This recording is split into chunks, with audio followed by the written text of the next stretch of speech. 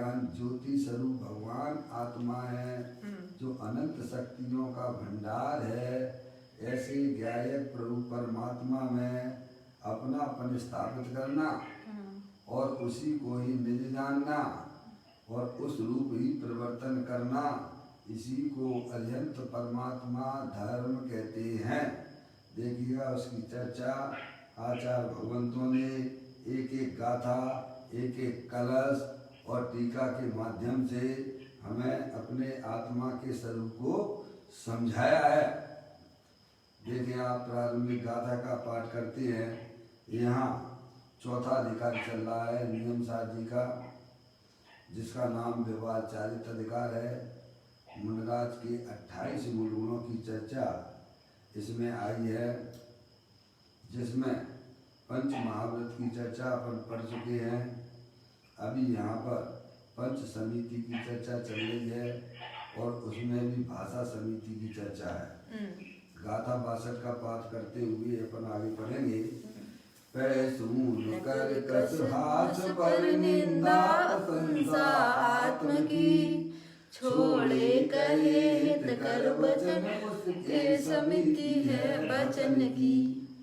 वचन की समिति किसको होती है? तो कहते हैं जो भावलिंगी संत होते हैं, जिन्होंने अपनी पर्याय में शुद्ध परिणति प्रकट की है, उन्हीं को ही वास्तव में व्यवहार भाषा समिति होती है।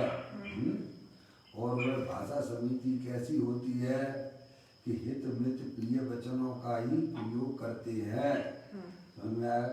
मुनराज की परिणति में अशुभ भावों का अभाव होने से पैसून, कर्कश, हास, परनिंदा, प्रशंसा आत्म की है वो नहीं होती है भैया, क्योंकि ये सब जो है अशुभ भाव में निमित्त होते हैं। और मुनराज के अशुभ भाव है नहीं है।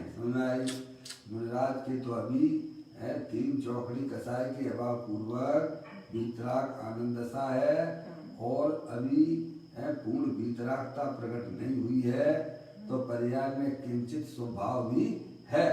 और वह स्वभाव इस प्रकार का होता है कि मुनराज हित मित प्रिय वचनों का ही प्रयोग करते हैं, जो स्वयं के लिए भी कल्याणकारी होते हैं और दूसरों को भी कल्याण में निमित्त होते हैं। ये अपनी गाथा में मूल में बात आई है। अब इसी के ऊपर पूज्य गुरुदेव श्री ने जो यहाँ व्याख्यान चल रहा है, उसको आप प्रवचन रतन चिंतामणि का 3रा भाग है और आप देख लीजिए 110 नंबर के पृष्ठ पर है। 110 नंबर के पृष्ठ पर अपन पढ़ते हैं। कहते हैं आहा वस्तु स्वभाव अमाप है, समझ में आया भैया?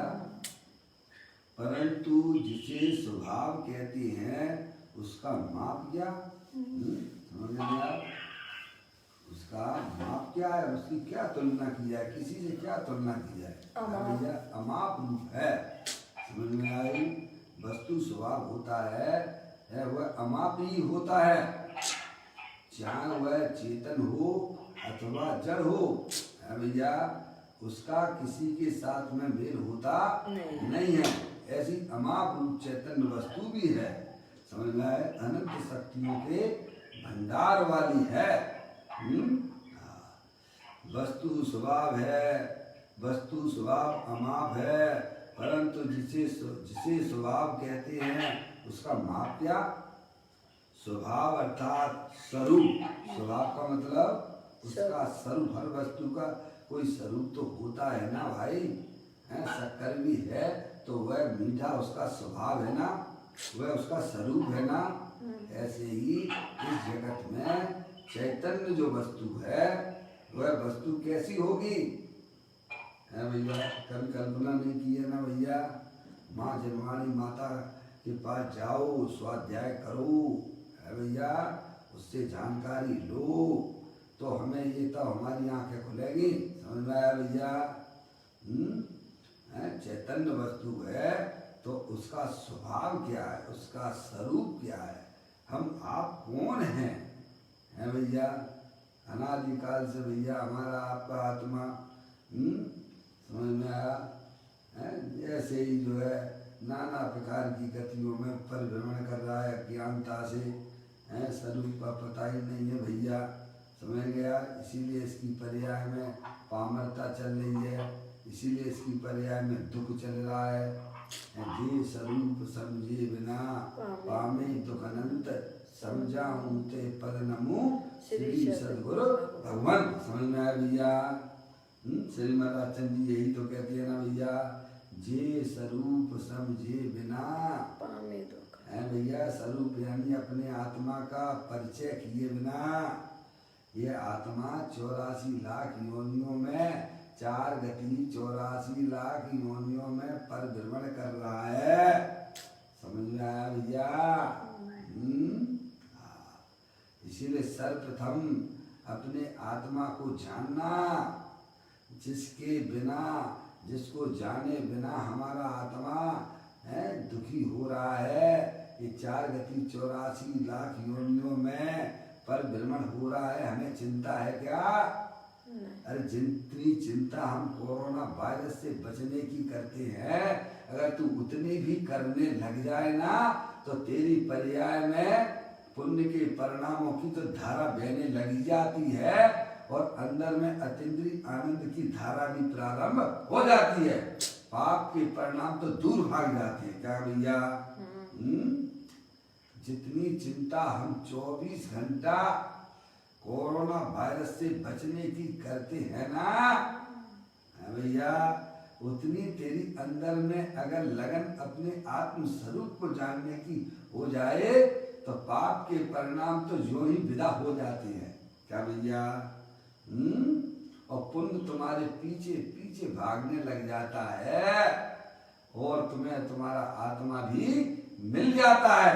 कभी हमने खबर नहीं ली है भाई साहब, हैं ये मनुष्य पर्याय मिली है, जिनेंद्र कुल मिल गया भैया, माँ जनवाणी माता भी हमें मिल गई है। आत्महित की दृष्टि से जिनवाणी माता के पास में जाकर अपने आत्मा का परिचय कर लेना,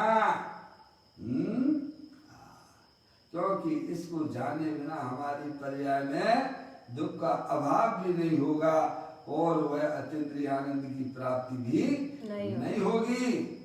अगर आत्म वस्तु है तो उसका क्या स्वरूप है? हूँ के नहीं? आत्मा इस जगत में है या नहीं? पहली बात तो ये बताओ, है कोई गप्पे हैं क्या? नहीं। डॉक्टर साहब, अरे आत्म वस्तु है या नहीं? मौसी, आत्म वस्तु है या नहीं? समझ में आया भैया?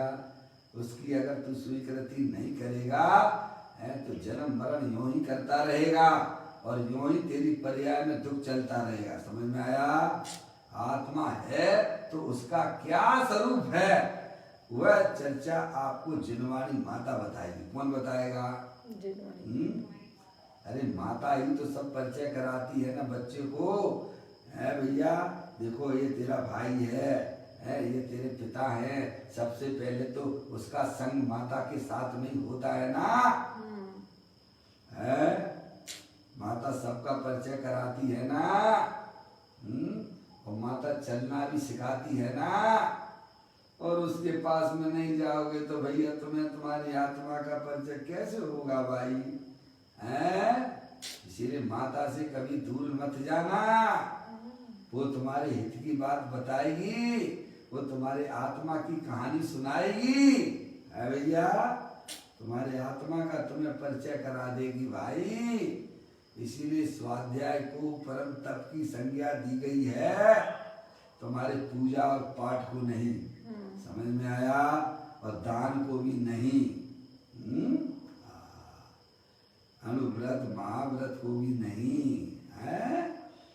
अपने स्वाध्याय में बस, स्वाध्याय हमारा जो है अज्ञानता को हरने वाला है, हमारी आत्मा को, हमें हमारी आत्मा का परिचय कराता है। इसीलिए निरंतर अपने चिंतमानी माता को पढ़ते रहना और अंतरोन्मुखी उपयोग के द्वारा जो माँ जिनवाणी ने बताया है उसका रसास्वादन करना। क्योंकि इसके किए बिना हमारी आत्मा की पर्याय में होने वाला दुख कभी भी मिटने वाला नहीं है। और परिणामों में जो दुख नहीं मिटा तो 4 गतियां 84 लाख योनियां हमारे पास में सामने खड़ी हुई हैं। समझ में आया भैया? कहते हैं वस्तु स्वभाव अमाप है, परंतु जिसे स्वभाव कहते हैं उसका माप क्या प्रभु? स्वभाव अर्थात स्वरूप। स्वभाव मतलब स्वरूप। पानी है, पानी का भी कोई स्वरूप है कि नहीं है? पानी का कोई स्वभाव है कि नहीं है भैया? है। सारी वस्तुओं के स्वभाव और स्वभाव बताने के लिए तैयार हो, है, लेकिन जो बता रहा है वो उसके स्वरूप को नहीं जानते। क्या कहा भैया? दुनिया भर के लोगों को सबको जानते हो और तुमसे पूछे भाई साहब तुम्हारा नाम क्या है, तो कहे हमें नहीं मालूम। वाह वाह, ऐसा कहीं चलता है क्या? है वो कहे महिला बोले कि मैं दूसरे की रसोई तो बना सकती हूँ पर मैं अपने घर की रसोई नहीं बना सकती। है भाई, ऐसा होता है क्या जगत में? पर हमारे साथ कुछ ऐसी ही घटना घट रही है। हम दूसरों के स्वभाव को तो जान जाते हैं पर अपने स्वभाव की हमें खबर ही नहीं है भैया। कहते हैं उसका माप क्या? उस स्वभाव है अर्थात स्वरूप। आत्मा सत्व, अपना सत्व, सत प्रभु, सत रूप प्रभु आत्मा का जो सत्व है उसकी जो शक्ति है, आत्मा अनंत शक्तियों के भंडार वाला है भैया। जीवत्व शक्ति, चित्त शक्ति, दृष्टि शक्ति, ज्ञान शक्ति, स्रोत शक्ति, विभुत शक्ति, सुख शक्ति, सर्वदर्शक शक्ति, ऐसी अनंतानंत शक्तियों का पिंड है। वह आत्म वस्तु और उसका मालिक कौन है? उसका मालिक मैं हूँ, आप हो। है भैया? कहते हैं उसकी जो शक्ति है उसके जो गुण हैं, गुण कहो या शक्ति कहो एक ही बात है भैया। उसका क्या कहना, वह तो अमाप है, समझ में आया भैया? अपार है। उन गुणों की सामर्थ्यता तो अमाप है ही, उन गुणों की संख्या भी अमाप है। तुम्हारे सारे गणित फेल हो जाएंगे उसके आगे। समझ में आया भैया? ऐसी आत्मा में अनंत अनंत शक्तियों का पिंड है भैया। आकाश के जितने अमाप प्रदेश है आकाश है ना, जो खाली खाली, वो तुम्हारा आसमान वाला आकाश की बात नहीं है, वो तो पुद्गल है। समझ में आया भैया? जो नीला नीला दिखता है ना वह तो है भैया, वह पुद्गल है, अरूपी आकाश द्रव है भैया, जिसका भी कोई माप नहीं है। समझ में आया भैया? और उससे भी अनंत गुना तेरी आत्मा में गुण विद्यमान है। समझ में आया? आकाश के जितने अमाप प्रदेश है उनसे अनंत गुणे एक जीव में गुण है। अलोक अलोक अलोक ऐसा आकाश चला ही जाता है, क्या उसका कहीं अंत है? कहते नहीं है। तो उसके प्रदेशों की संख्या उससे भी एक जीव में अनंत गुणे गुण है भैया। महिमा नहीं आती है भैया, तुझे अपनी महिमा नहीं आ रही है। 24 घंटा पर द्रव्यों की महिमा किया करता है, पर्याय में दुर्गति है, तेरी दुर्गति है। तुझे आना चाहिए था अपने चैतन्य स्वरूपी भगवान आत्मा की महिमा। अरे कोई पत्नी हो है, दूसरों की महिमा करे, दूसरों की पुरुषों की महिमा करे, है, समझ में आया? और उसका पति उसके पास में बैठा हो तो कैसा अनुभव करेगा वो? क्या कह रहे हैं? है भैया, पप्पू भैया, है उस पुरुष की वाइफ होना है, दूसरे पुरुषों की महिमा करती है और बाजू में उसका है पति बैठा हुआ है तो उसे अच्छा लगता होगा ना? है भैया। ऐसे ही अपनी पर्याय है भैया निरंतर परद्रव्यों की महिमा करती है। ये मेरा मकान कितना अच्छा है, ये रुपया पैसा मैंने इतना इकट्ठा कर लिया है भैया। पंचेंद्री के विषय कितने अच्छे हैं, ये किसकी महिमा करती है? अरे तुझे अपनी आत्मा की महिमा नहीं आती है भाई, तेरी दुर्गति निश्चित है, उसमें भगवान कोई करता धरता नहीं है। समझ में आया भैया? क्या कहते हैं भैया? हरियंत परमात्मा करता धरता नहीं है, ये तो ज्ञाता पुरुष हैं। जग को दे दी जग की निधियां, दिन रात लुटाया करती है भैया। ये करते हैं भगवान आत्मा, हरियंत भगवान का भी यही करते हैं भैया। कहते हैं अनंत गुणे एक जीव में गुण है, अलोक अलोक अलोक अलोक आकाश। चला जाए भैया जहाँ तक दृष्टि पसारे अपनी है भैया, उसका कोई माप नहीं है आकाश का है।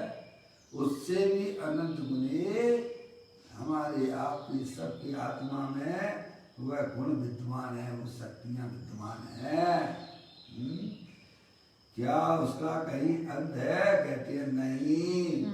तो उसके प्रदेशों की संख्या, तो उसके प्रदेशों की संख्या है, उससे भी एक जीव में अनंत गुणे गुण है। क्या समझ? आकाश जो अनंत अनंत प्रदेशी है ना, जिसका भी कोई माप नहीं है, उससे भी अनंत गुणे।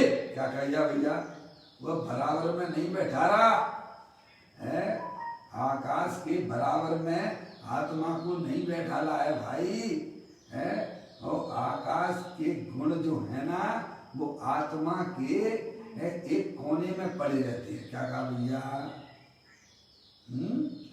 आत्मा और आकाश अनंत प्रदेशी है, उसका भी कोई माप नहीं है। ऐसे आकाश के प्रदेश जो गुण है ना है भैया, वे आत्मा के सामने एक कोने में पड़े रहते हैं। समझ में आया? ऐसा तेरा भगवान आत्मा अनंत अनंत शक्तियों का पिंड है। समझ में आया भैया? ऐसी आत्मा की कदर करो, ऐसी आत्मा को पहचानो, ऐसी आत्मा की संगति करो, तो पर्याय में होने वाला जो दुख की पर्याय है वह विलय को प्राप्त हो जाती है। इसीलिए आचार्य कुंद देव ने अष्ट पावड़ के दर्शन पावड़ में मोक्ष पावड़ में 16वें नंबर की गाथा लिखी है। मौसी आचार्य कुंद देव ने अष्ट पावड़ के मोक्ष पावड़ में 16वें नंबर की गाथा लिखी। गाथा है, पर दब्बाओ दुख गई और सात दब्बाओ सुख गई है। तेरी पर्याय पर द्रव्यों की अगर महिमा करती रहेगी तो तेरी दुर्गति हो जाएगी है, और तू अपने आत्मा की महिमा करेगा तो तेरी सुगति हो जाएगी और तेरा आत्मा मोक्ष मार्ग में गमन करने लग जाएगा। क्या कहा भैया? आचार्य भगवान तो क्या किसी से लेना देना भाई, ये हमारे हित की बातें करते हैं ना भैया। मोही जीवों का तो समझ में आता है भैया, आपसे कुछ प्रयोजन होगा, अपनी बच्ची की शादी करना होगा, रुपया पैसा आपसे लेना होगा। मुंडराजों को क्या आपसे क्या लेना देना हम लोगों से, आपसे भैया है भैया। ये तो कम से कम जो है ना, हमको अपनी हित की बातें ही तो बताएंगे ना भैया। कहते हैं उनसे अनंत गुणे एक जीव में गुण है, अलोक अलोक अलोक ऐसा आकाश चला ही जाता है, क्या उसका कहीं अंत है? कहते हैं नहीं, तो उसके प्रदेशों की संख्या है, उससे भी एक जीव में अनंत गुने गुण है। बोलो भैया है। अब इससे बढ़िया तो बात भैया दुनिया में कहीं आपको नहीं मिलेगी। समझ में आया भैया? देखो, यह तो भगवान सर्वज्ञ ने जिसे आत्मा कहा है, वह आत्मा ऐसा अनंत गुणमय है, गुणमय है। समझ में आया भैया? जैसी शक्कर अपनी मिठास से मय रहती है, मीठी से मिठास मीठे मय रहती है ना, ऐसे ही अपना भगवान आत्मा अनंत गुणमय है। जैसे शक्कर में से मिठास को अलग नहीं किया जा सकता है, ऐसे ही हमारे आत्मा में से एक भी गुण अलग नहीं किया जा सकता है भैया। ऐसी बनी बनाए अकृत्रिम जिंदगी है भाई। यह कहते हैं, यद्यपि सर्वज्ञ के सिवाय दूसरे सभी अज्ञानी भी आत्मा आत्मा तो करते हैं, परंतु सर्वज्ञ द्वारा कथित ऐसे आत्मा के अतिरिक्त दूसरे सब जैसा कहते हैं, वह आत्मा नहीं, वह आत्मा सत्य नहीं है। दुनिया में आत्मा की बातें करने वाले आपको बहुत मिल जाएंगे भाई साहब, हैं? एक नास्तिक मत को छोड़कर सब आत्मा को बातें करते हैं, पर उनके ज्ञान में वह आत्मा नहीं आता है, क्योंकि वह सर्वज्ञ के द्वारा बताया गया जो आत्मा का स्वरूप है, जब तक आप माँ जिनवाणी माता के पास में नहीं आओगे, जिनवाणी माता के द्वारा आत्मा के स्वरूप को नहीं पहचानोगे, तब तक वह आत्मा आपके ज्ञान में आ ही नहीं सकती है। आप आत्मा की बातें तो कर सकते हो, पर आत्मा के सही स्वरूप को आप कह भी नहीं सकते। क्या भैया? वह तो सर्वज्ञ देव परमात्मा परमात्मा की दिव्य ध्वनि में वह आत्मा का स्वरूप प्रत्यक्ष रूप से देखा गया है। समझ? अज्ञानी लोगों को आत्मा की खबर ही नहीं, तो आत्मा का क्या विवेचन करेंगे? समझ में आया भैया? इसलिए सर्वज्ञ देव को सामने रखा है। सर्वज्ञ देव से के ज्ञान में कोई भी वस्तु छुपी हुई नहीं है। ऐसे वो अरिहंत परमात्मा वे उसकी आत्मा के स्वरूप को बताने में समर्थ होते हैं। समझ में आया भैया? कहते हैं, यद्यपि सर्वज्ञ के सिवाय दूसरे सभी अज्ञानी भी है भैया, अज्ञानी भी आत्मा आत्मा तो करते हैं, परंतु सर्वज्ञ द्वारा कथित ऐसी आत्मा के अतिरिक्त दूसरे सब जैसा कहते हैं, वह आत्मा सत्य नहीं है। समझ में आया भैया? उसके लिए बाहर में भैया एक चिन्ह है, दिगंबर हुए बिना है भैया। समझ में आया भैया? देव शास्त्र गुरु उसमें निमित्त होते हैं। जो देव शास्त्र गुरु को नहीं मानता है, वह कभी भी आत्मा को नहीं जान सकता है। क्या कहा भैया? ये भारी चिन्ह है। भले ही वह कितना भी आत्मा की बातें करता हो है भैया, तब भी वह आत्मा को नहीं जानता है। ये भारी चिन्ह है। एक भारी चिन्ह होता है ना भैया? समझ में आया? ये देव शास्त्र गुरु ये भारी चिन्ह है। समझ में आया भैया? आया ना, देव शास्त्र गुरु सर्वोत्कृष्ट है। समझ में आया भैया? क्योंकि वे ही आत्मा के स्वरूप को सच्चा कथन कर सकते हैं। अन्य मत वाले भले ही कितनी भी आत्मा की बातें करते रहे, बिल्कुल नहीं जानते हैं आत्मा। समझ में आया? अरे एक बार की बात है, मैं कोटा के पास में, वो कौन सा हिल स्टेशन है भैया? अपन गए थे ना, ये है ना अपने गुप्ता जी जो वहाँ के वो है भैया? कौन सा हिल स्टेशन है बेटे? समझ में आया? राजस्थान है। कौन सा? उदयपुर के पास माउंट आबू। माउंट आबू। बहुत बड़े, मैं भूल बाल जाता हूँ भैया। है मैं माउंट आबू गया था एक बार। सोनगढ़ के जो आत्मार्थी बच्चे थे ना वहाँ के, और मेरे को बोला कि आपको चलना है, तो मैं उस टूर में गया था आत्मार्थी बच्चों के साथ में, है भैया।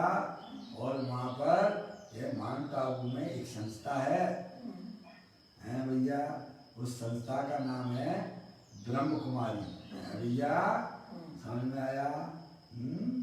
और वहाँ जाकर वो सब जो है आत्मा के 8 गुण जी वो है भैया। मैंने कहा भैया तू मेरे पास थोड़ा बैठ जा भैया। जब मैं चर्चा करने लगा तो वो बोला भाई साहब वो हमारे गुरु जी से आप पूछ लीजिए। क्या कहा भैया? है समझ में आया भैया? है वो तो बिकाऊ है, वो तो पैसे से काम करने वाले है भैया। उन्हें कुछ भी आत्मा का पता नहीं है भैया, कुछ नहीं जानते हैं। समझ में आया भैया? भले आत्मा की कितनी भी बातें करते हों है भैया, दूसरी जनता प्रभावित हो जाए ऐसी बातें करते हैं। समझ में आया? तब भी वे आत्मा को कुछ भी नहीं जानते हैं। ये पंचम काल है, ऐसी चीजें बहुत मिलेंगी है भैया। तुम ठग मत जाना पहले, सबसे पहले माँ जनवाणी माता से आत्मा के स्वरूप को समझ लेना। जैसे रामायण है ना, रामायण है ना भैया, उसमें हनुमान जी का रूप बताते हैं ना, राम का रूप बताते हैं ना भैया, वो सब नकली है भैया। ऐसे राम हनुमान नहीं होते हैं। उसके लिए तो आपको अपना पदम पुराण पढ़ना पड़ेगा। नहीं थक जाओगे, विदित मिथ्यात का पाप लग जाएगा।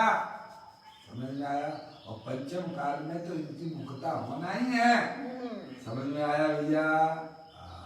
एक हुंडा अवसर पड़ी काल चल रहा है ना भैया, तो ये बातें तो बहुलता से आपको मिलेंगी ही मिलेंगी, पर वे कोई भी आत्मा की चर्चा करने वाले आत्मा के स्वरूप को बता ही नहीं सकते हैं। उनके लिए तो एक बाहरी चिन्ह अगर जिसके पास में है कि देव साथ गुरु ही सच्चे देव है, क्या भैया? माँ जनवाणी माता ही वास्तव में है, वह उसका स्वरूप को कहने में समर्थ है। क्या ये बाहरी चिन्ह है, समझ लीजिए आप है। तो कहते हैं कि माँ जनवाणी माता सर्वज्ञ देव के द्वारा ही आत्मा के स्वरूप को सच्चा कहा गया है। कहते हैं आत्मा आत्मा तो करते हैं, परंतु सर्वज्ञ द्वारा अरिहंत परमात्मा की दिव्य ध्वनि सकल द्रव्य की गुण पर जाए अनंता, जाने एक ही काल प्रकट केवली भगवंता। उनके ज्ञान की पर्याय में एक भी द्रव्य ऐसा नहीं रहता है जिसको वो नहीं जानते हो। अरे द्रव्य तो छोड़ो, द्रव्य के अंदर रहने वाले अनंत गुणों को भी जानते हैं, और उनकी एक एक समय की पर्याय को भी वर्तमान पद जानते हैं। क्या भैया? ऐसा केवली भगवान का दिव्य ज्ञान जो अनंत काल पहले उस द्रव्य में कैसी पर्याय थी और अनंत काल बाद कैसी पर्याय उसमें होनी है, लेकिन अभी हुई नहीं है, उस पर्याय को भी केवल ज्ञानी भगवान जानते हैं। उनको बोलते हैं सर्वज्ञ। समझ में आया भैया? और वो भी वर्तमान में जानते हैं। जैसे हम और आप जो है सामने एक दूसरे को जानते हैं ना, ऐसे केवली परमात्मा है भैया भूत और भविष्य की है उस पर्याय को भी है, अनंत काल पहले और अनंत काल बाद की पर्यायों को भी वर्तमान पद जानते हैं। उन्हें सर्वज्ञ देव परमात्मा कहते हैं। समझ में आया भैया? कहते हैं सर्वज्ञ द्वारा कथित ऐसे आत्मा के अतिरिक्त दूसरे सब जैसा कहते हैं वह आत्मा सत्य नहीं है। तुम ठग मत जाना। पहले माँ जनवाणी माता से अपने आत्मा के स्वरूप को पहचान लेना और फिर तुम दुनिया में किसी की भी सुनो तो तुम्हें कोई ठगेगा नहीं। क्या कहा भैया? कहते ना भक्तांबर में भी तो आता है 12वें नंबर है, प्रभु आपको देखने पर अन्य देवताओं को देखो कोई असर नहीं होता। पप्पू भैया क्या है? फिर तुम्हें कोई नहीं ठग सकता है। तुमसे कोई कहे देखो रामायण में है ना, तो रामायण चलती है ना, उसमें देखो है रावण ऐसा होता है, हनुमान जी ऐसे होते हैं। अरे भूल गए, तुझे क्या मालूम है कि हनुमान जी कैसे होते हैं? पूछ वाले हनुमान जी नहीं होते हैं। बानर में आया उन्हें तो बानर ही बना एक बार तू उनका परम प्राण भी पढ़ लेगा तो सारी तेरे रामायण का रस पूरा फीका पड़ जाएगा, तेरे सारे पाप धुल जाएंगे भैया। कहते हैं वह आत्मा सत्य नहीं बताती है, उनके ज्ञान में है ही नहीं, बताएंगे कहाँ से भैया? अब देखिएगा आत्मा की बात वेदांत में भी आती है। वेदांत मत वाले है ना भैया, वे भी आत्मा के स्वरूप को बताते हैं भैया। ऐसे बहुत सारे मत है ना भैया। हमने कहा ना एक नास्तिक मत को छोड़ दीजिए जो आत्मा में विश्वास रखता नहीं है, समझ में आया? बाकी के सभी मत वाले आत्मा में विश्वास रखते हैं पर वे आत्मा के स्वरूप को कह नहीं सकते। क्या कहा भैया? सही बात है ही नहीं उनके पास सत्यता। कहती है आत्मा की बात वेदांत में भी आती है कि आत्मा निरंजन निराकार है। तो आपको लगेगा बिल्कुल ठीक बोल रहे, क्या गलत बोल रहे हैं? निरंजन निराकार है पप्पू भैया। वे वेदांत मत वाले है ना, वे बोलते हैं आत्मा निरंजन है निराकार है, तो आपको क्या लगेगा? का गलत बोल रहे हैं, सही तो बोल रहे हैं। आत्मा निरंजन नहीं है क्या? निराकार नहीं है क्या है भैया? अजय भाई है? एक बार मैंने टीवी पे देखा है, कोई प्रवचन कर रहा था उस पर अन्नमत वाले, समझ में आया भैया? वे कह रहे थे अरे भाई देखो भैया सुख तो अपनी आत्मा में भरा हुआ है, कहाँ बाहर कोई भी सुख नहीं है भैया, अपनी आत्मा में सुख भरा हुआ है। बोलो गलत कह रहा है कि सही कह रहा है? हेलो, सही कहने पर भी वह आत्मा के स्वरूप को नहीं जानता है। ऐसे ही वेदांत मत वाले आत्मा को निरंजन कहे निराकार कहे, सही कहने पर भी उनका कहना ठीक नहीं है। जब आप अंदर जाओगे तो समझ में आएगी ना भैया, उनका ग्रंथ पढ़ोगे ना तब सारी बातें समझ में आएगी ना। आपने अपनी आत्मा को माँ जनवाणी माता के द्वारा द्रव्य पर्याय स्वरूप वाला सुना है ना भैया, और आपने अपनी ज्ञान की पर्याय में निर्णय भी किया होगा ना। क्या कहा भैया? ऐसी द्रव्य और पर्याय की चर्चा वेदांत मत के अंदर नहीं है। क्या कहा भैया? वे द्रव्य को तो मानते हैं पर पर्याय को मानते नहीं है। पर्याय लेस द्रव्य को मानते। कैसा मानते हैं? वेदांत मत वाला जो है ना वो पर्याय रहित मानता है, केवल द्रव्य को ही मानता है, तो वह भी जिनमत के बाहर हो गया। अरे शांत मत वाला है ना, बुद्ध मत वाले है ना, वे पर्याय को मानते हैं। वे बुद्ध मत वाले है ना, वे पर्याय को मानते हैं, द्रव्य को नहीं मानते हैं। वो तो हर समय आत्मा उत्पन्न होता है, नाश को प्राप्त होता है, उत्पन्न होता है, नाश को होता है। एक ने पर्याय को पकड़ लिया, एक ने द्रव्य को पकड़ लिया है भैया, समझ में आया? वेद कहते हैं भैया द्रव्य पर्याय आत्मक है, वो तो नहीं आई क्या? द्रव्य पर्याय के स्वरूप को जो जानता है यथावत जैसा है वैसा जानता है, वह माँ जनवाणी ही उसका कथन कर पा रही है भैया। अब यहाँ आपको लगा होगा बौद्ध मुझे सांख्य मत वाले वेदांत मत वाले है ना, निरंजन निराकार क्या आत्मा है, निरंजन निराकार, हम उस निषेध नहीं कर रहे हैं, लेकिन वह द्रव्य स्वभाव को मानने वाला है, पर्याय को नहीं मानता है, इसीलिए उसकी सारी बातें झूठी हो गई। क्या हो गई भैया? देखो आत्मा की बात वेदांत में भी आती है कि आत्मा निरंजन निराकार है, उसका निर्विकल्प अनुभव होता है, ये भी कहते हैं, है भैया। परंतु वह सब मात्र बात है, क्या है? वह सब बातें है भैया। क्योंकि उसे आत्मा कौन है इसका पता कहाँ? पहली बात समझ रहे हैं आप? लोग हमसे कहते हैं देखो सूरदास जी को भी आत्मा का अनुभव हुआ है भैया।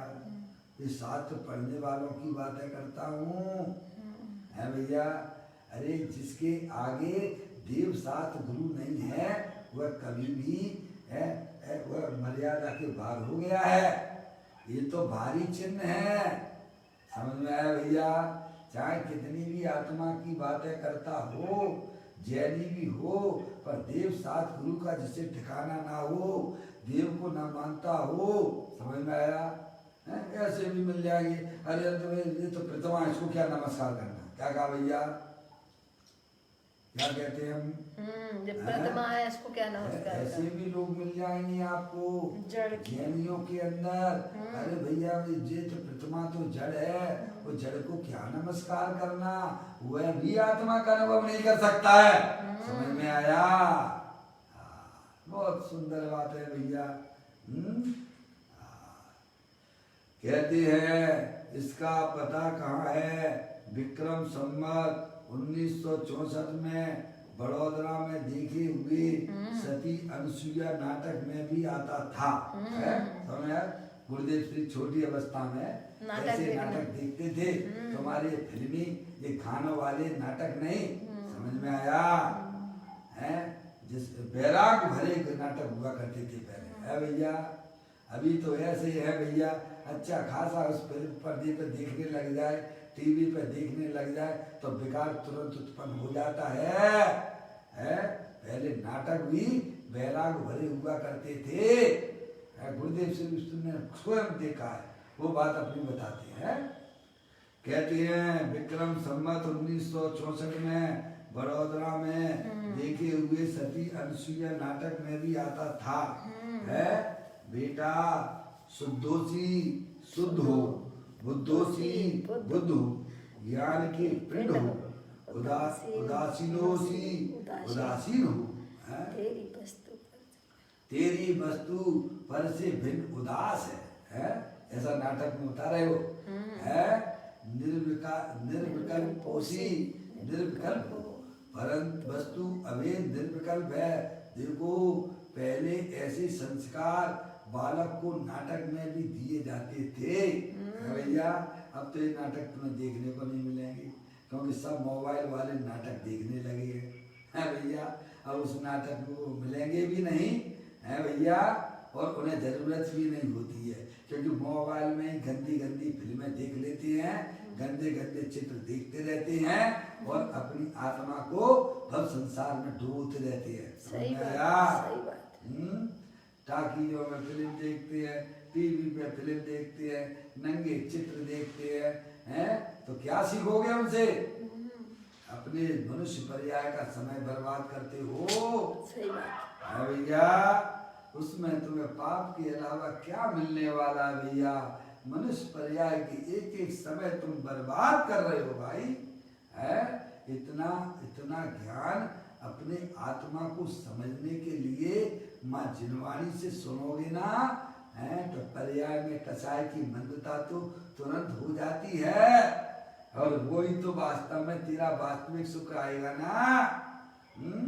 गंदी गंदी बातें देखोगे, गंदी गंदी बातें सुनोगे भाई साहब, हैं तो फिर सपने कैसे आएंगे? वैसे आएंगे जो देखा है। अरे सपने कैसे आएंगे है भैया? अरे उसे तो दूर से ही छोड़ देना चाहिए। है बाबू युगल जी साहब थे ना, पंडित जी साहब, बाबू युगल जी ये कहते थे, अरे भैया ये टीवी है ना, आंखों से पीने वाली शराब है, सप्त व्यसन का सेवन होता है उससे। क्या कहते हैं? आपको लगता है कि नहीं लगता है भैया? हमें तो लगता है, हमें तो समझ में सही आता है। ये टीवी है ना, पहले तो मोबाइल है, मोबाइल टीवी का भी बाप आ गया मोबाइल है भैया। अब बच्चों को मोबाइल पकड़ा देती है ना और इंटरनेट डलवा दिया ना, चुपचाप बेचारे गंदी गंदी फिल्में देखा करते हैं भाई। क्या हो गया, कैसे संस्कार मिल रहे हैं हमको, हमको कुछ पता नहीं है। समझ में आया भैया? तो कहते हैं निर्विकल्पोसी निर्विकल्प हो, वस्तु अवेद निर्विकल्प है। देखो पहले ऐसे संस्कार बालक को नाटक में भी दिए जाते थे भैया, जबकि अभी तो बड़ी उम्र वालों को भी इतना पता नहीं है। क्या समझ में आया? इन बातों का भी पता नहीं है। समझ में आया? वह तो बच्चों को है, समझ में आया?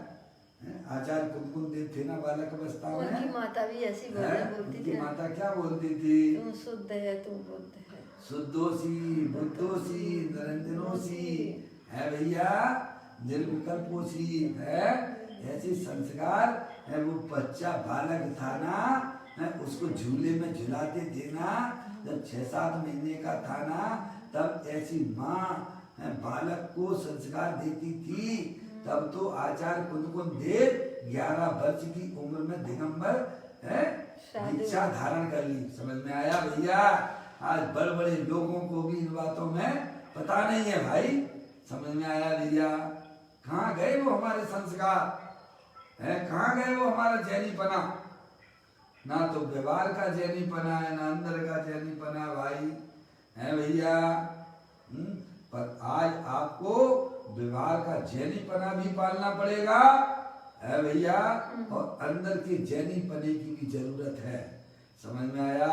अगर कोरोना वायरस से बचना है तो ईमानदारी से कहता हूँ कि जैन दर्शन के चरणार्यों को अपने जीवन में अपना लेना चाहिए।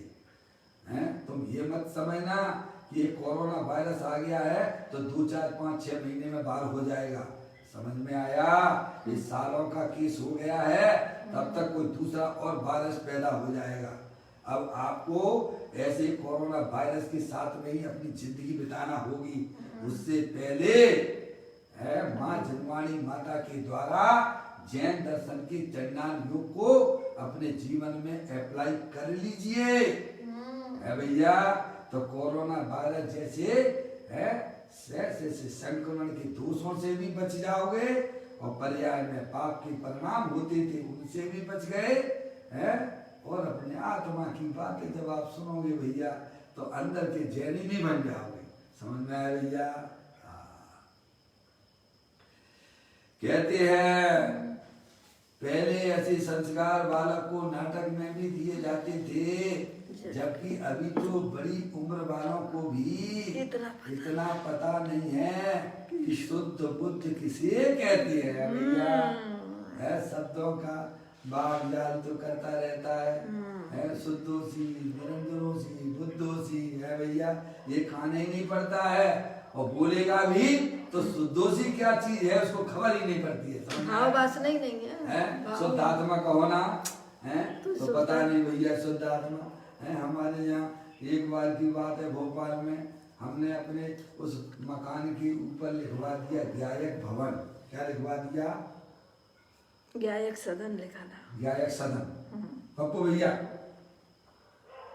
पप्पू भैया है भोपाल में है, हमने अपने उस मकान के ऊपर लिखवाया गायक सदन। तो कॉलोनी के लोग कहने लगे कि भाई ये तो जो है इनके घर में गायक नाम तो किसी का है ही नहीं है। और फिर जो है 10-12 लोग हमारे घर पर आए और मेरे से पूछा, अरे जैन साहब ये गायक कौन है आपके यहाँ, ये गायक क्या होता है भैया? अजय भाई है, कॉलोनी वालों को तो सबसे पहले है आश्चर्य लगता है, क्या ये आज तक हमने गायक सुना ही नहीं, गायक क्या होता है ये है भैया। और मेरे पास में आए थोड़े बड़े उम्र के बच्चे भी थे उसमें है, समझ में आया। और वे आए और मेरे से पूछा, जैन साहब ये जो है गायक कौन है आपके यहाँ? आपका नाम तो अनिल है और आपकी मिसेज का नाम ये है, आपकी बच्ची का नाम ये है, तो गायक कौन है? ज्ञायक का मतलब क्या होता है? तो मैंने सीधे भाषा में बोल दिया आत्मा होता है। क्या बोल दिया? और जैसे ही मैंने आत्मा कहा तो छोटे छोटे बच्चे थे ना, वे तो दूर भागने लग गए। क्या हो गया? अरे आत्मा आत्मा आत्मा। भाई क्या हो गया इसको आत्मा सुन के भैया? अरे वो फिल्मों में उसने देखा होगा ना, भैया है, तो वह डर के भागने लग गए बच्चे। समझ में आया? ऐसे ही भैया शुद्धोसी बुद्धोसी क्या अर्थ होता है उसका भाव कभी ग्रहण करता नहीं है। पहले तो सुनना मिलना मुश्किल, और बोले भी तो उसके भाव ग्रहण नहीं होता से है भैया। हम कितना बोलते हैं शुद्धात्मा शुद्धात्मा शुद्धात्मा, आचार्य भगवान कितना बोलते हैं शुद्धात्मा, तू शुद्धात्मा है, तू शुद्धात्मा है, तू शुद्धात्मा है, पर एक भी भाव भाषण नहीं होता है भाई साहब है। क्योंकि रुचि पूर्वक अगर आप जिनवाणी माता की बातें सुनोगे तो आपको जरूर शुद्धात्मा की प्रतीति हो जाएगी। समझ में आया? तो यहाँ कहते हैं शुद्ध बुद्ध किसे कहते हैं? तो श्रीमद् राजचंद्र जी ने ये जो है आत्म सिद्धि नाम का ग्रंथ है, उसमें गाथा नंबर 117 में आया है। शुद्ध बुद्ध चैतन्य घन स्वयं ज्योति सुखधाम, दूजो कहिए केट लो कर विचार तो पाम। क्या श्रीमद् राजचंद्र जी ने आत्म सिद्धि ग्रंथ में 170वें नंबर की गाथा में यह बुलाया दिया, ये गाथा आई है। तो इस गाथा में बहुत सरस का है, सबका अर्थ है ना, शुद्ध बुद्ध चैतन्य घन है, सबके अलग अलग है उसके भाव होते हैं। समझ में आया भैया? तो अब बताते हैं इस गाथा में बहुत सरस का है। शुद्ध अर्थात क्या? परमात्म स्वरूप आत्मा। क्या भैया है? शुद्ध का मतलब क्या? परमात्म स्वरूप आत्मा अनंत गुणों से शुद्ध है। क्या भैया समझ में नहीं? आप शुद्ध का मतलब होता है कि आत्मा परम पवित्र है, शुद्धात्मा है, परद्रव प्रभावों से भिन्न है, और वह आत्मा परम पवित्र है। समझ में आया भैया? और शुद्ध का अर्थ क्या होता? आप बताओ क्या करोगे आप? है भैया? शुद्ध का मतलब क्या? कि पवित्र, जिसमें परद्रव प्रभावों की मिलावट ना हो, वह शुद्ध है। समझ में आया? प्रत्येक द्रव्य शुद्ध है, और प्रत्येक द्रव्य वास्तव में शुद्ध है। क्या कोई जीव द्रव्य शुद्ध है ऐसा नहीं है। प्रत्येक 6 द्रव्य शुद्ध है। जाति अपेक्षा जो 6 द्रव्य बताए गए है ना, ये द्रव्य अपेक्षा से ये सब शुद्ध है। क्या कहा भैया? और वह शुद्ध जो है कैसा है? अनंत शक्तियों को बताया जा रहा है। क्या भैया? जो द्रव्य जो है वो तीनों काल शुद्ध है, परमात्मा स्वरूप है, सब जड़ भी जड़ेश्वर है, चेतन भी चेतनेश्वर है। क्या भैया? वह ईश्वर से कभी कम हो नहीं सकता है। समझ में आया भैया? इस जगत में सब ईश्वर हैं, ईश्वरों की नगरी है। ये ईश्वरों की नगरी तुमने कभी जिंदगी में नहीं देखी होगी भैया। ऐसी दृष्टि खोलना पड़ेगी, ज्ञान नेत्र को खोलना पड़ेगा। ये चमड़े की चक्षुओं से भैया, समझ में आया भैया? ये चरम चक्षुओं को उतार के फेंक दो एक तरफ में, और ज्ञानेश्वर है भैया, अंतरोन्मुखी उपयोग के द्वारा ज्ञान नेत्र के द्वारा देखोगे तो जगत में सारे पदार्थ ईश्वर मिलेंगे। क्या मिलेंगे भैया? ईश्वर है, ईश्वर से कम नहीं है। बोलो भैया, आगे समझ में भैया? मौसी है ईश्वरों के दर्शन करना है तो चमड़े की चक्षु को उतार के फेंक दो।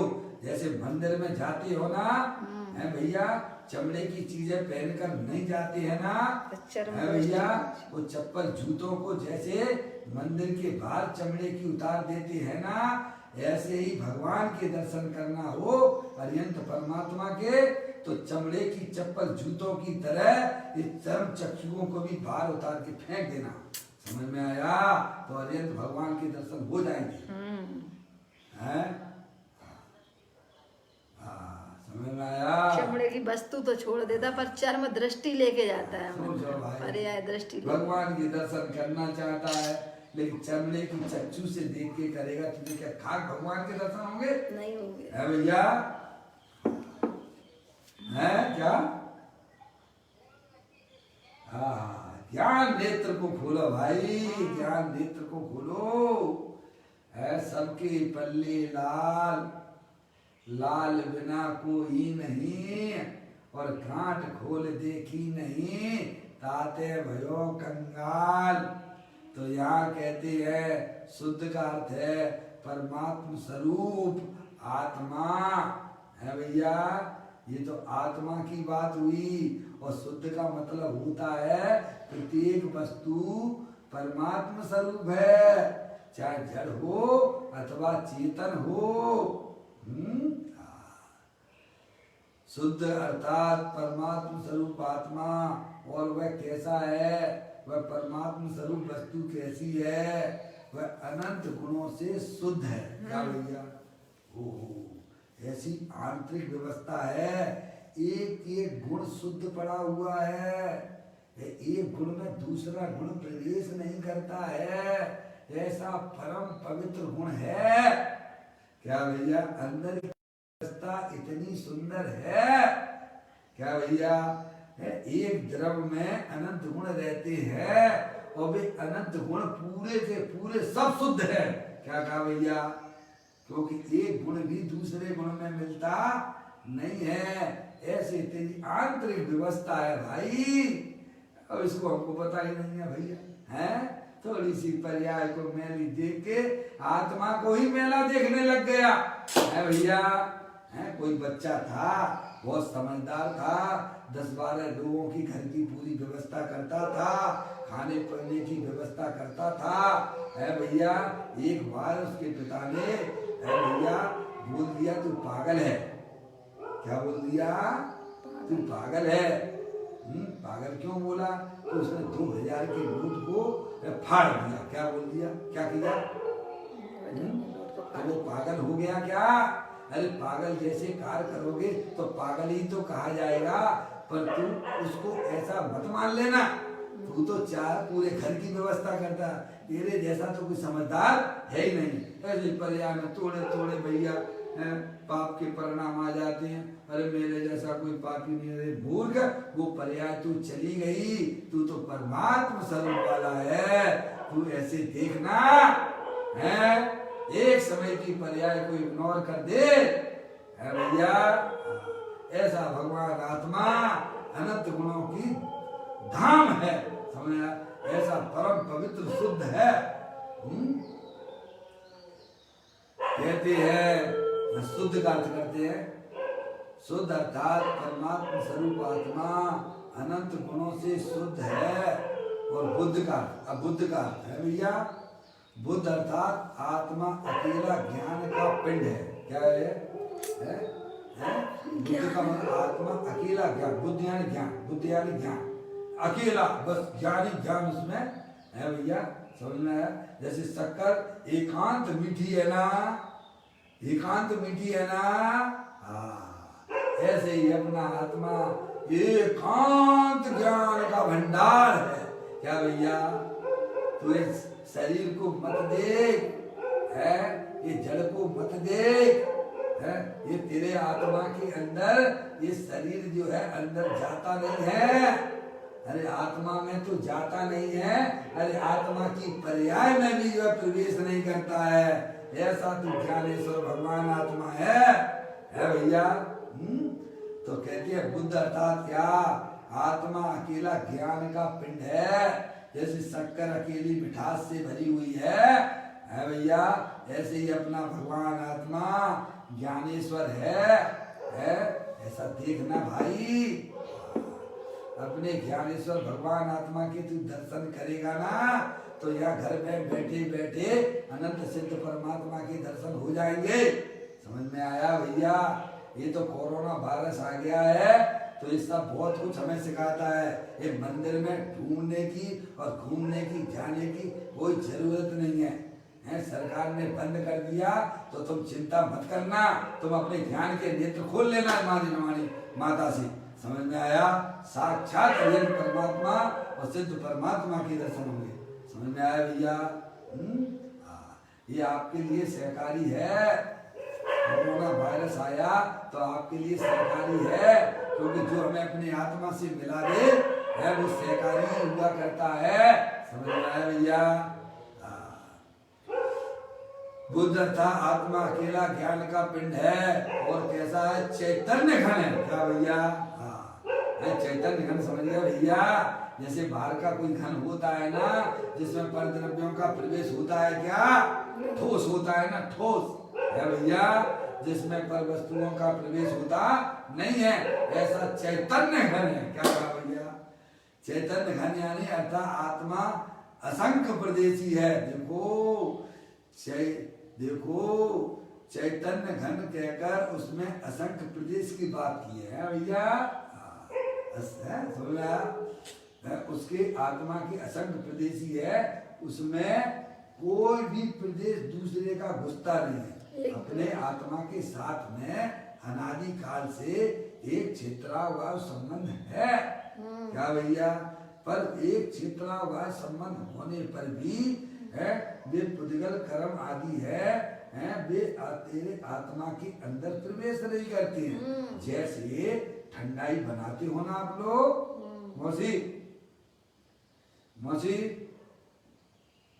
मौसी लाइन पर है क्या? मौसी को तो इसीलिए याद किया कि उन्होंने हमको ठंडाई पिलाई थी। है भैया? ठंडाई की बात आ गई।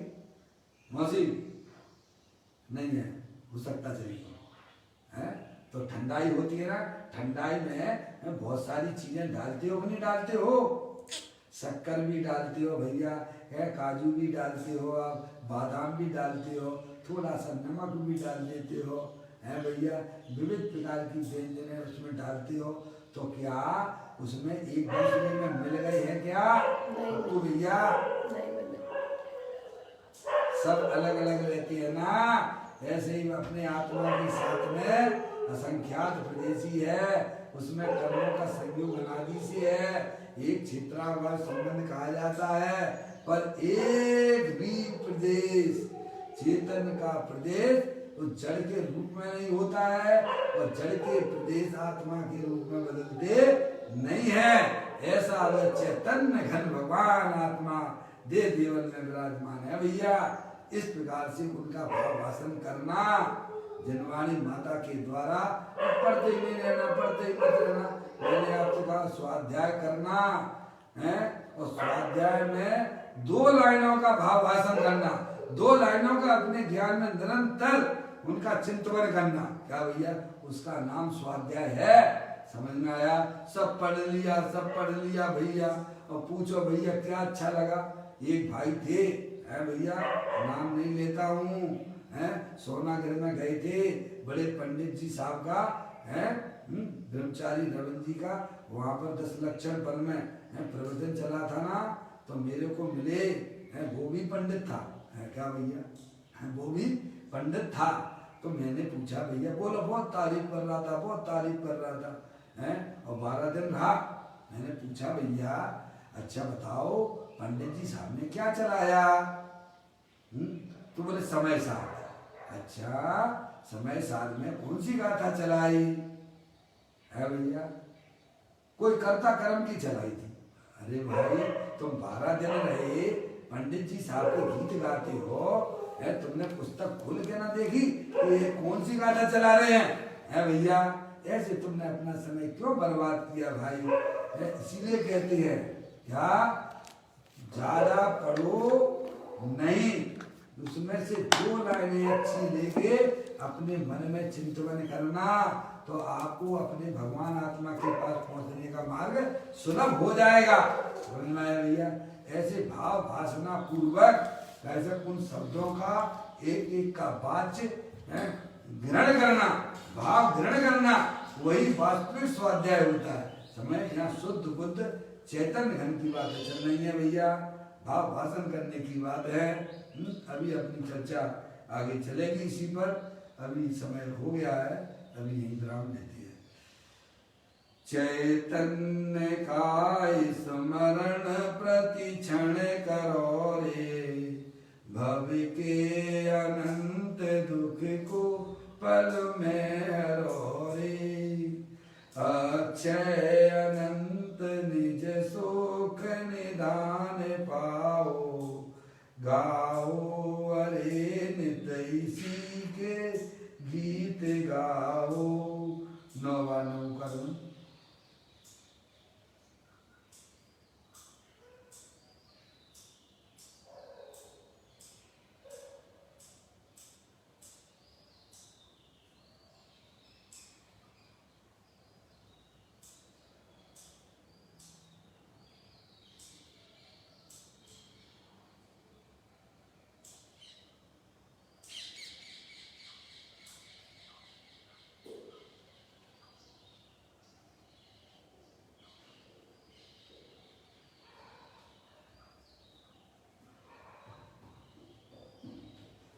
बोलो द्वादशांग दिनवाणी माता की जय। महा